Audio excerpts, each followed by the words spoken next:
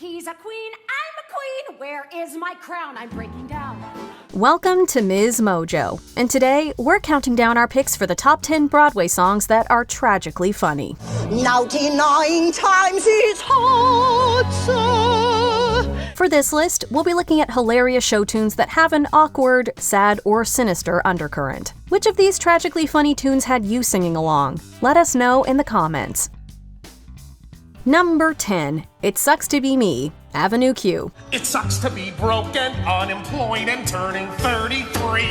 It sucks to be me. Oh, you think your life sucks? I think so. Your problems aren't so bad. The nominees for Worst Life are a recent college graduate with an English degree, a kindergarten teacher who can't get a date, an unemployed comedian, two roommates with completely contrasting habits, a therapist who can't find work, a literal monster with a proclivity for adult films, and former child star Gary Coleman. It Sucks to Be Me sees the puppet denizens of this edgy-for-its-time 2003 musical engage in a debate about whose life sucks the most. Oh, every day is an aggravation. Come on, that's an exaggeration. You leave your clothes out, you put your feet on my chair. Although the world of the show is stylized, the lyrics just hit in some of the most uncomfortable ways. On top of its many important life lessons, Avenue Q taught us that one thing everyone has in common is that they think they have it the worst. It sucks to be you on Avenue Q.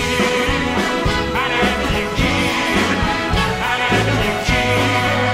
But nothing we're together. Number 9, As We Stumble Along, The Drowsy Chaperone. We look here and we look there, seeking answers anywhere, never sure of where to turn or what to do. She was an alcoholic. This meta-musical is a parody of a genre of classic shows from the early 20th century. In it, the title character is given a rollicking anthem to alcohol as an answer to life's troubles, disappointments, and confusions. Why worry about anything when there's whiskey and wine to be drunk? It's a dismal little world in which we live.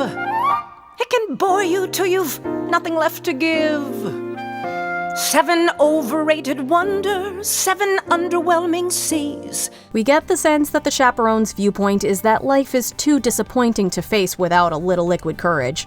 It's great for how blatant it is, and also because it's at least a little relatable. Blinding sunbeams, barely knowing right from right, nor left from wrong. But as long as we can hear that little bluebird. What do you do when life is overwhelming, or even underwhelming? Maybe the answer isn't alcohol, but you've got to find something you enjoy, even if it's just a distraction from the misery. As we stumble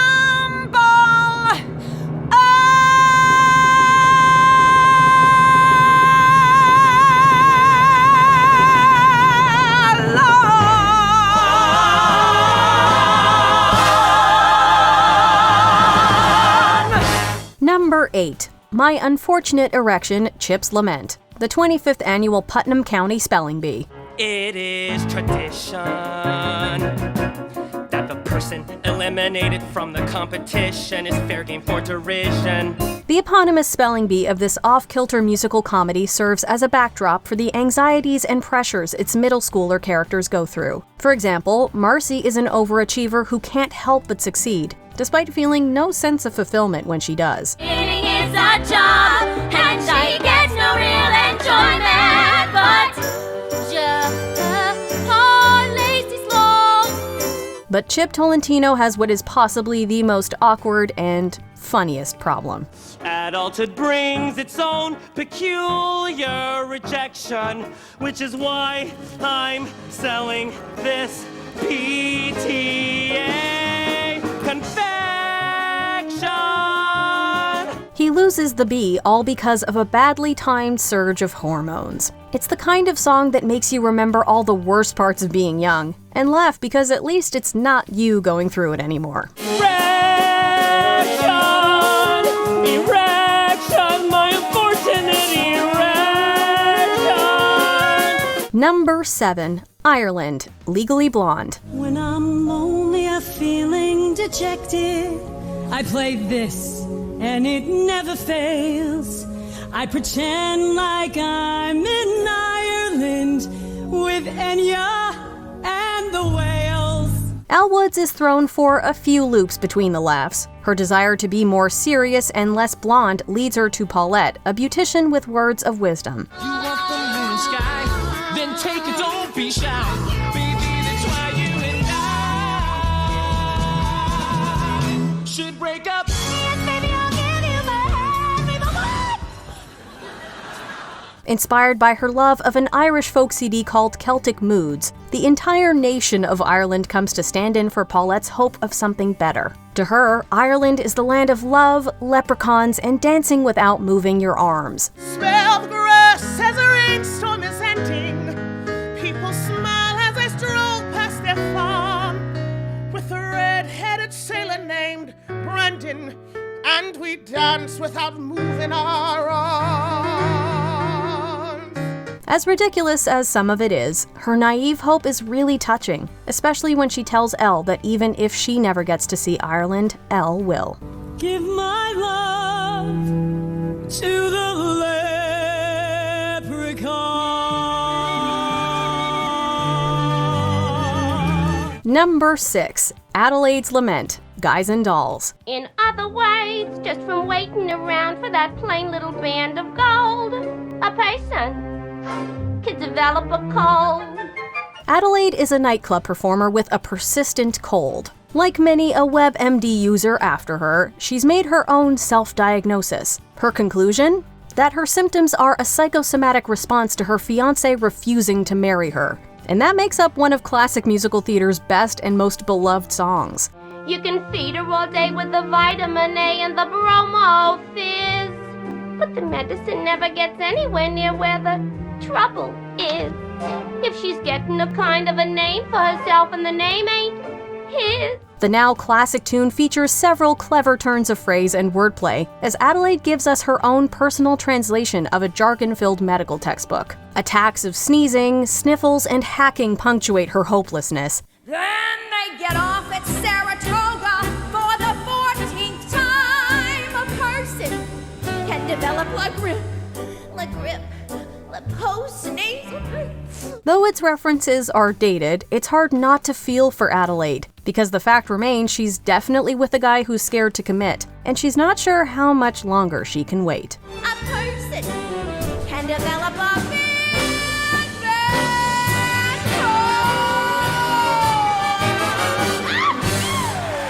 Number 5. It's the Hard Knock Life. Annie. It's the hard knock life for us. It's the hard knock life for us.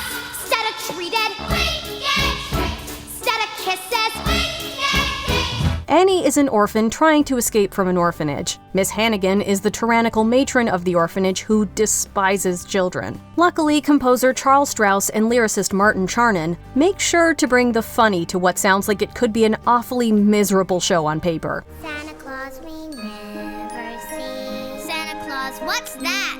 Who's he? No one cares for you, a smidge. When you're in an orphanage, it's the hard knock life. The show's humor is most represented by this song, which finds Annie and the other children performing a choreographed deep clean of the orphanage. They sing about their lot in life, which is admittedly not great. They muse about not having enough food and not knowing who Santa Claus is. It's as depressing as it is charming.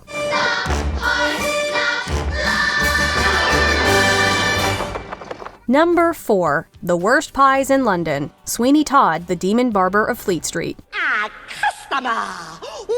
What you rush, what you hurry? You gave me such a fright, I thought you was a ghost. Half a minute, can't you sit you down, sit. All I meant is that I haven't seen a customer for weeks. Did you come in for a pie, sir? Mrs. Lovett commits a lot of crimes in this legendary musical. Yes, there's the cannibalism, but her cooking might be the most egregious crime of all. I know what it cares to take them. I should know, I make them, but good now, the worst pies in London. Business is not going well for the owner and operator of a woebegone Fleet Street pie shop when we first meet her. She's clearly at the end of her rope. The Worst Pies in London is an anthem to just how terrible she is at her job. What I calls enterprise, popping pussies into pies, wouldn't do in my shop. Just the thought of it's enough to make you sick. And I'm telling you, them pussy cats is quick. Her pies taste like garbage, they look like something that crawled out of the gutter, and they're overall just really unfit for human consumption. If she's looking to switch fields, may we suggest advertising? Times is hard. Times is hard. Number 3. Mr. Cellophane, Chicago. If someone stood up in a crowd and raised his voice up way out loud and waved his arm and shook his leg, you'd notice him. Amos Hart is not exactly the world's luckiest man. His wife was running around on him, and he only found that out because she killed the guy she was running around on him with. Oh, and he's on the hook for her lawyer bills. Despite all the craziness happening around him, Amos is not a very interesting man. Cellophane, Mr. Cellophane, should have been my name, Mr. Cellophane. You can look right through me, walk right by me. There's just something about him that makes people look right past him. Mr. Cellophane is the only song he gets to himself. Never even know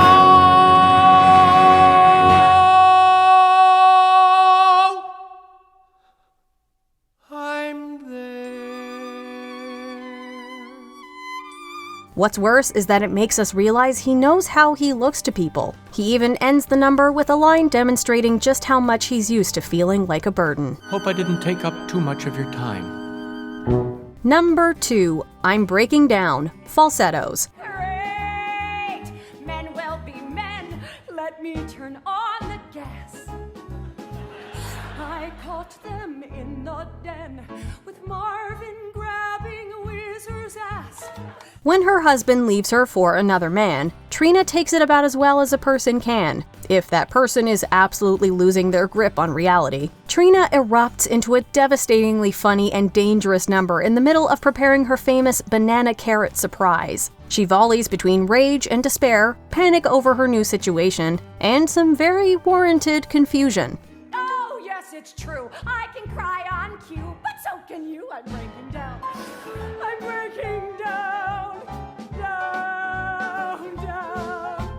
You asked me, is it fun to cry over nothing? It is. At one point, she even pleads to the audience for help. I'm Breaking Down is a feat of vocal, psychological, and physical dexterity that touches on virtually every human emotion you could possibly think of. The only thing that's breaking up is my family, but me. I'm breaking down.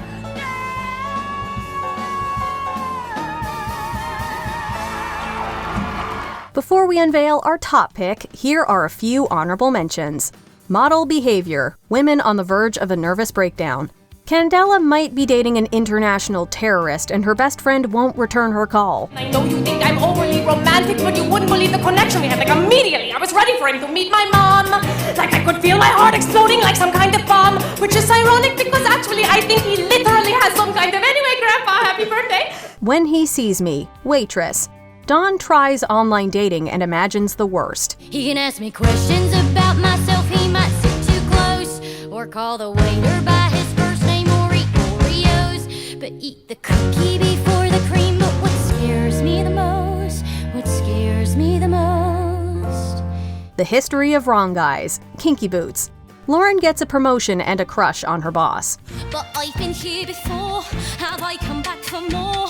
Another chapter in the history of wrong guys. You used to be so meh, a limp lackluster bore, but now you're changing into someone I just can't ignore. Adelaides Lament, Whatever Happened to My Part, Spamalot.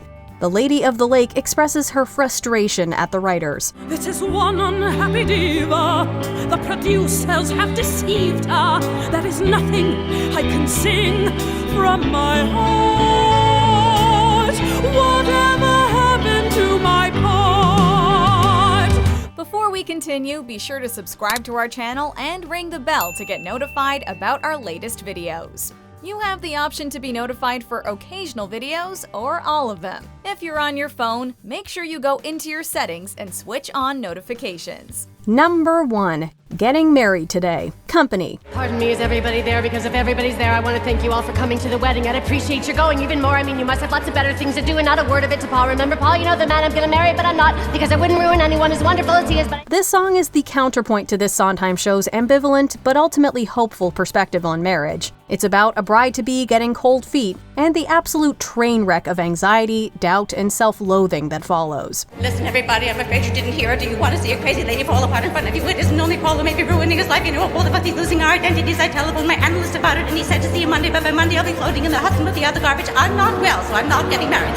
Amy's stream of consciousness is put to frantic music at a pace that would tongue-tie the most adept vocalists. Also deserving of a mention is The Ladies Who Lunch, which gets a lot of the glory for its darkly humorous and merciless skewering of a certain class of women. The ones who follow the rules and meet themselves at the schools, too busy to know that they're fools. Aren't they a gem?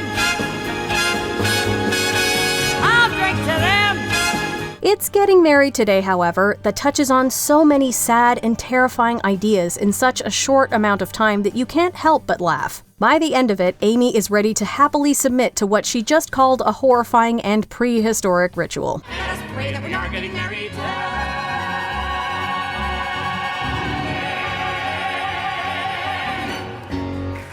Do you agree with our picks? Check out this other recent clip from MsMojo. And be sure to subscribe and ring the bell to be notified about our latest videos.